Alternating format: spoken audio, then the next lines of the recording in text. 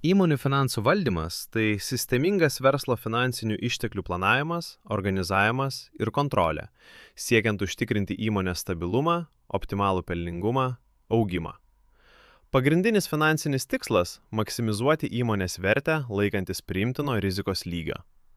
Tam būtina nuosekliai analizuoti finansinius rodiklius, prognozuoti ateities rezultatus ir priimti pagristus strateginius sprendimus.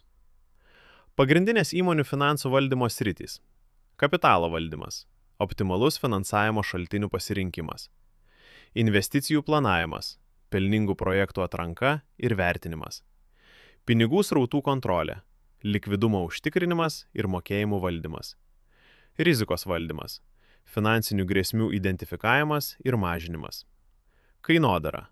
Kartu su kitomis įmonės grandimis kainodara dalis svarbiausių finansinių sprendimų. Finansinė analizė, veiklos rezultatų vertinimas ir sprendimų pagrindimas. Efektyvus finansų valdymas leidžia įmoniai prisitaikyti prie rinkos pokyčių, optimizuoti veiklos sąnaudas ir didinti konkurencingumą.